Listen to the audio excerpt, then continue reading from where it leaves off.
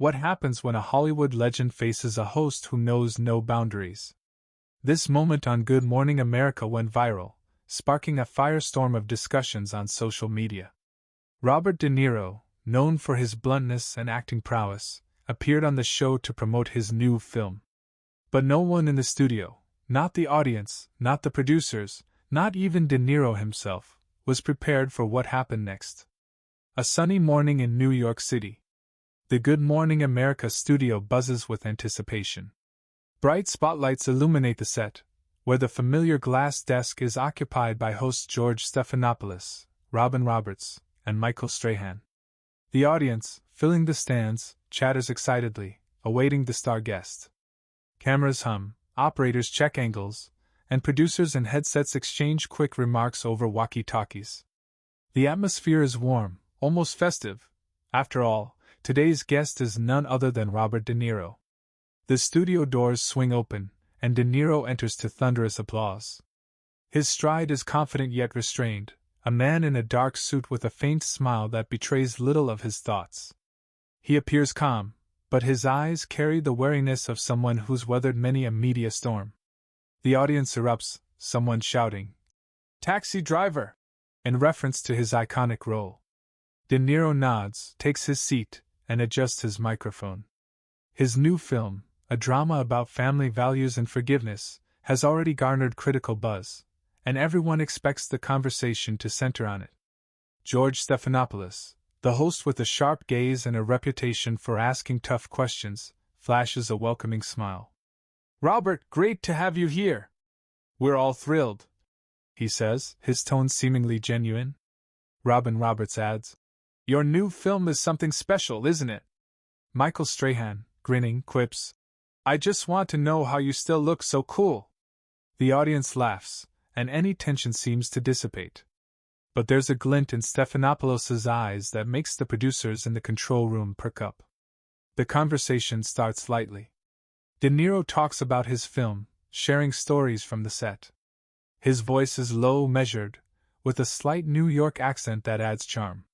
He speaks about the importance of family ties, how his character in the film grapples with personal demons to regain the trust of loved ones. The audience listens, rapt, and Robin Roberts nods, clearly moved by the depth of his words. But George Stephanopoulos, leaning over the desk, interrupts. "Robert, your film is about family, forgiveness. It's very touching. But let me ask, how can you, someone who so often plays tough, even aggressive characters, convincingly talk about family values?" A hush falls over the studio. The camera zooms in on De Niro's face, and for a moment, he seems taken aback. His eyebrows raise slightly, but he quickly regains composure. "What do you mean, George?" De Niro asks, a note of caution in his voice. The audience exchanges glances, sensing a shift in the atmosphere. Robin Roberts offers an awkward smile, and Michael Strahan casts a quick look at Stephanopoulos, as if trying to gauge where he's going with this. Stephanopoulos leans back in his chair, his smile sharpening. "Well, you know, Robert, you're an icon. Raging Bull, Taxi Driver, The Godfather. Your roles are often about anger, violence, darkness. And now you come here talking about family and love. Doesn't that seem, how should I put it, a bit hypocritical?" The word hypocritical lands like a stone in still water. The audience gasps, someone covering their mouth. Robin Roberts grips the pen she's holding, and Michael Strahan lets out a nervous chuckle, trying to defuse the situation. "Whoa, George, you're going straight for the jugular." But Stephanopoulos doesn't back down, his eyes fixed on De Niro's reaction. De Niro leans back in his chair, his face calm, but his fingers tighten slightly on the armrests. "Hypocritical?" he repeats, a steely edge creeping into his voice. "George, I'm an actor. My job is to portray characters, to tell stories. That doesn't mean I live like Travis Bickle or Jake LaMotta. Are you serious?" The audience murmurs, some quietly clapping, others whispering to their neighbors.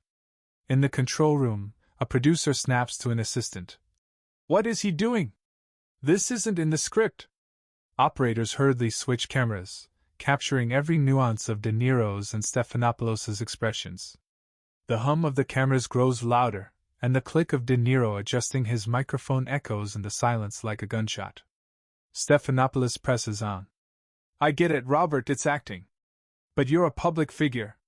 People look up to you, take cues from you. Your film talks about forgiveness, but have you ever publicly apologized for anything? Or do you always play the tough guy who never admits mistakes? His tone turns sarcastic, and someone in the audience whispers, That's too much. Robin Roberts tries to intervene. George, let's get back to the film. Robert, tell us about your preparation for the role. But Stephanopoulos cuts her off. No, Robin, I think this is important. We're here to tell the truth, right? Robert, you dodged personal questions. Why? Is there something you don't want us to know? The silence in the studio becomes oppressive. De Niro stares at Stephanopoulos, and something dangerous flickers in his eyes, not anger, but a cold resolve. He leans forward slowly, his voice quieter but more menacing. George, you want the truth? Fine. The truth is, I came here to talk about my film, about art, about what matters to people. And you're trying to turn this into a circus. Why? Ratings? Or do you just enjoy digging into someone's life? The audience erupts in applause, though it's tinged with nervousness. Someone shouts, Yeah, Robert! The producer in the control room whispers into her headset. Prep the commercial break, this is getting out of hand. Operators scramble to adjust angles, capturing every moment. Robin Roberts shoots Stephanopoulos a warning glance, but he seems oblivious. He leans forward, his voice sharper. A circus? Robert, this is television. People want to know who you really are. You can't just hide behind your roles. De Niro sighs, his fingers gripping the armrest tighter. The camera catches his jaw clenching, his eyes narrowing. You know, George, I respect your job. You ask questions, that's what you do. But when you start accusing someone of being something they're not, just to get headlines, that's not journalism. That's a cheap trick. His voice trembles with restrained emotion, but he holds himself together. The audience claps again, louder this time. Someone yells, Tell him, Robert! The producer in the control room hisses into her headset. Get ready to cut to commercial if he walks. Operators frantically switch angles, capturing every move. Robin Roberts looks flustered, and Michael Strahan, trying to keep things light, says, all right, let's all take a breath. But Stephanopoulos, undeterred, leans forward again. A cheap trick? Robert, maybe it's you using this film as a trick to seem more human? Isn't that right? The question hangs in the air like a punch. The studio freezes. De Niro stares at Stephanopoulos, and for a moment, it seems he might stand and leave. His hand reaches for his microphone, as if to rip it off. The audience holds its breath, and in the control room, the producer shouts, What is he doing? What happens next? Will shock you. The Good Morning America studio was frozen. The tension between Robert De Niro and George Stephanopoulos had reached a boiling point. His hand, hovering near the microphone, paused in midair, his eyes blazing with cold determination as they locked onto the host. The audience held its breath, sensing that this moment could become television legend. Cameras hummed, operators capturing every move, while producers in the control room whispered frantically over their headsets. This is either genius or a disaster. What happened next shocked everyone. De Niro slowly lowered his hand, his gaze never leaving Stephanopoulos. Human? He repeated, his voice a mix of disbelief, anger, and faint irony. George, you just accused me of using my film, my work, to seem human? You really think I'm here pulling some kind of stunt? His tone was quiet, but each word cut like a blade.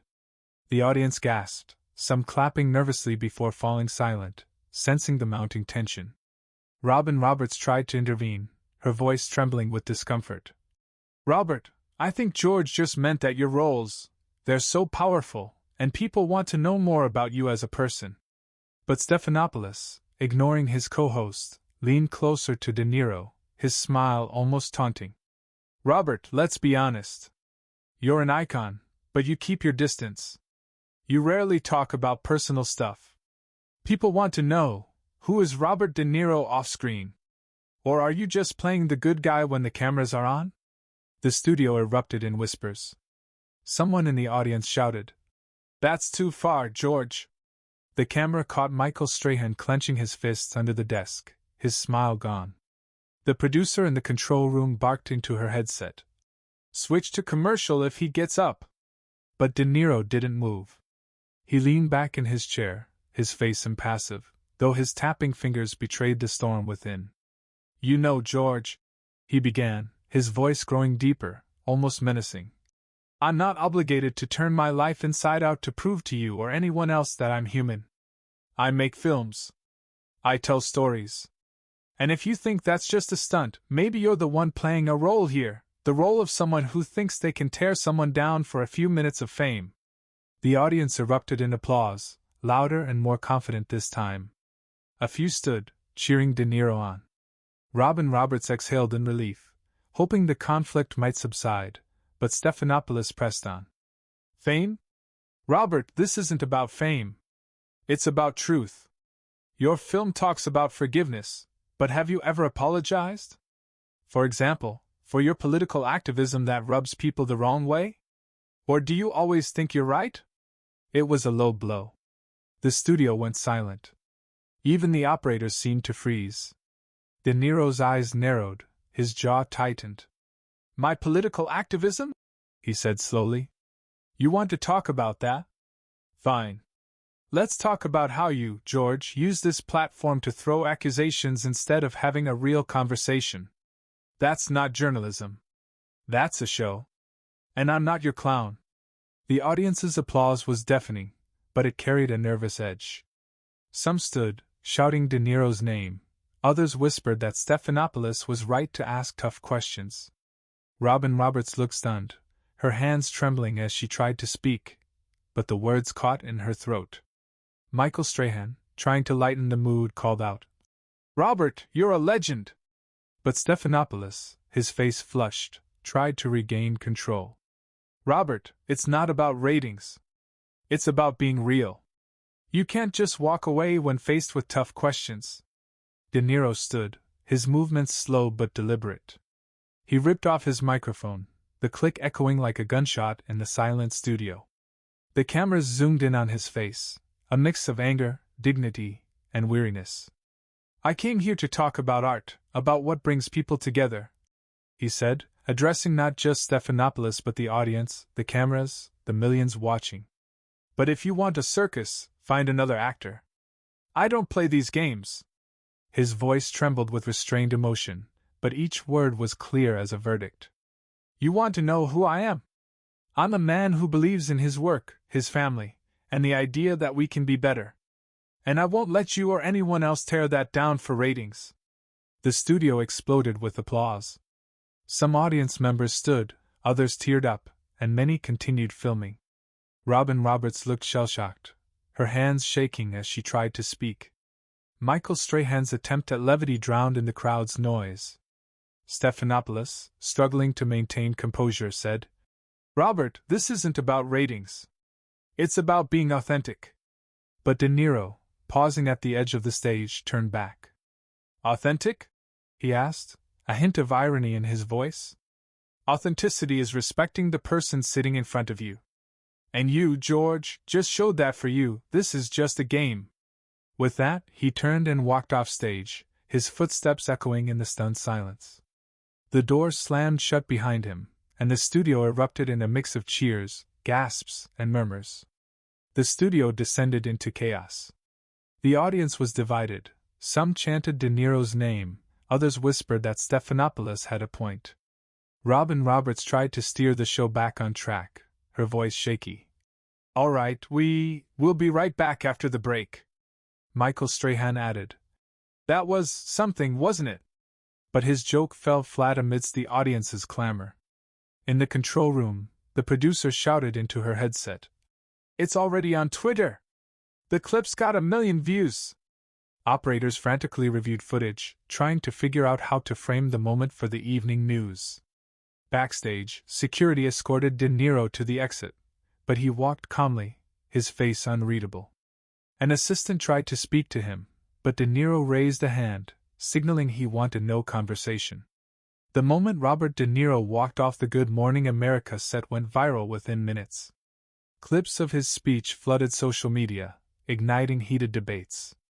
Some called him a hero for standing up for his dignity. Others felt he dodged legitimate questions. The hashtag De Niro Walkout trended worldwide, and analysts dissected every gesture and word. Stephanopoulos' reputation took a hit. Some accused him of unprofessionalism, though his supporters argued he was just doing his job. This conflict sparked deeper questions. Where's the line between journalism and provocation?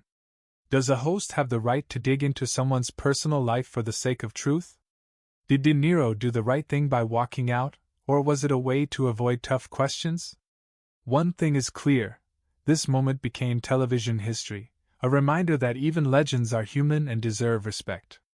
What do you think of this conflict? Who was right, De Niro or Stephanopoulos? Should Robert have stayed to continue the discussion? Share your thoughts in the comments, and subscribe for more stories like this.